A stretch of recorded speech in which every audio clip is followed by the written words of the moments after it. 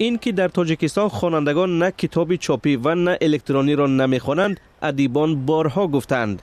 در کم شدن شوق و میل ساکنان به کتابخوانی، شبکه‌های اجتماعی گناه ندارند، چون خوانندگان نه به ادبیات معاصر تاجیک و نه کلاسیک و ادبیات جهانی توجه ندارند.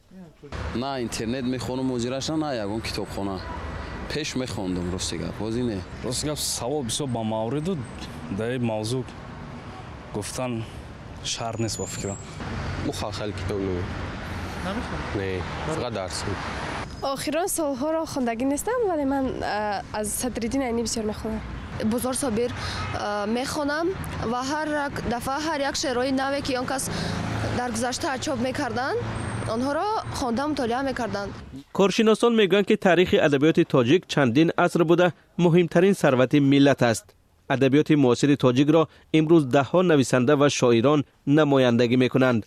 اثرهای ادبی از زبانهای دیگر نیز به تاجیکی ترجمه می شود، اما این قناوت ادبی هم خریدار ندارد.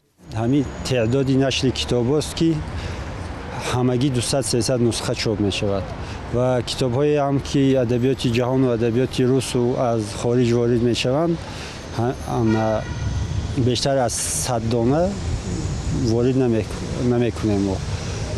برای آنکه همین اگر 100 دانه کتابی بهترین ادیبان جهان را بیارد، شاید 1 سال 1.5 سال به فروش رود.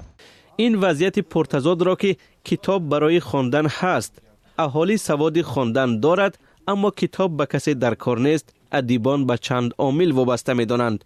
پس از جنگ شهروندی در سالهای 90 سطح عمومی سوادناکی به طور قابل ملاحظه پایین رفت. 3/1 اهالی زیر خط فقر قرار دارد و ساکنان برای خرید کتاب نه وقت دارند و نه مبلغ. بر علاوه مردم از ادبیات دور شدند. در مکتب‌ها تنها اشعار ادیبان کلاسیک آموخته می شود. کودکان را از باغچه باید به کتابخانه عادت داد، اما ادیبانی که برای کودکان ایجاد میکنند خیلی کم هستند. در انبارهای نشریات ها، خصوصا نشریات دولتی ادیب، بیش از 1 میلیون عدد کتاب خواب است. کتاب‌هایی را که باید خوانندگان خوانند، اما کتاب تا به خواننده نمی رسد. در دوشنبه دکان‌های کتاب فروشی هست، اما اگر 15 کیلومتر دورتر به وحدت، ورزاب یا حصار رویم، کتاب‌های نوی که در پایتخت هست در آنجا نیست.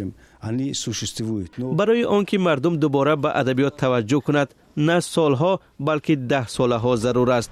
برای این پیش از همه سیستم معارف را باید اصلاح کرد.